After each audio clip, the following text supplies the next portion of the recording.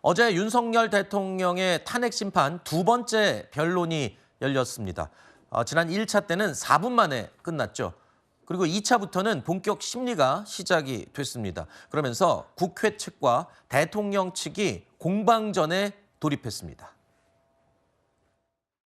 피청구인을 파면하지 않는다고 한다면 이를 본보기로 삼은 미래 독재자를 키워내는 결과가 될 것입니다.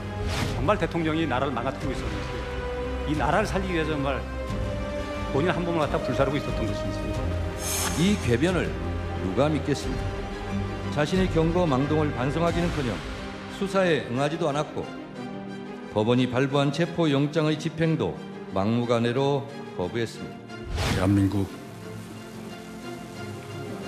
대통령이 자진 출석한 대통령을 구치소에 수감해서 오늘 두 번째 변론일에도 출석하지 못했습니다. 자, 보신 것처럼 윤석열 대통령 측에서는 울먹이는 모습도 볼 수 있었습니다. 헌법재판소에 이 위법성을 두고 경론이 지금 펼쳐지고 있는 건데 기존에 5번의 변론 기일을 헌법재판소가 지정해서 윤 대통령 측에 통보를 했습니다. 근데 여기에 추가로 8차까지 변론 기일이 또 지정이 됐습니다. 이제 본격적으로 비상계엄에 대한 위법성에 대한 이제 경론이 시작이 된 거죠, 본격적으로. 네, 사실 최근에 형법상 내란죄 부분을 빼는 문제를 놓고 굉장히 논란이 있었는데 사실 그 문제 아니더라도 따로 다뤄야 될 문제는 많은 것이고 형법상의 문제를 떠나서 개헌법 그리고 헌법 여기서의 중대한 위법과 위헌 이것만으로 대통령 충분히 파면될 수 있는 거거든요. 여기에 대해서 윤석열 대통령 측도 불만을 가질 것이 아니라 충실하게 임하면 되는 것이고 근데 당장에 사실 소명이 안 되고 있는 부분은 이게 한덕수 국무총리하고도 말이 엇갈리는 부분 아니겠습니까? 개헌법상으로 행안부 장관이 건의를 했을 때 그거를 국무총리가 제청을 하고 그다음에 대통령이 계엄을 선포해야 되는데 한덕수 총리 분명히 얘기하고 있는 게 본인이 계엄을 건의를 한 바가 없다라는 것이고 그리고 국무회의 회의록을 받아봤더니 뭐 발언 요지나 이런 것이 없는 사실상 회의가 없었던 이런 것들이 다 발견되는 거거든요. 여기서부터 네. 이미 계엄을 선포하는 과정에서의 불법성들이 발견이 되고 있기 때문에 이런 부분들을 하나하나씩 따져나가면 될 일이다라고 보고 좀 유감스럽지만 저는 윤 대통령 대리인단 방금 전 모습을 보셨는데 저렇게 감정적으로 격양될 일인가 대리인이면 변호인이면 변호인답게 그렇게 임하는 것이 맞다. 이거는 정치 선동의 장이 돼서는 안 된다는 말씀드립니다.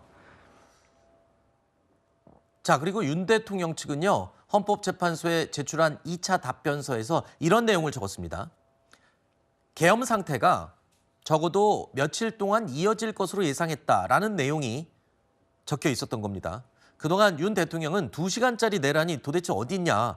경고성으로 계엄이라는 것을 어쩔 수 없이 사용한 것이다라고 주장을 했었는데 그 내용과는 그러면 좀 배치되는 부분이 아니냐는 지적이 있네요.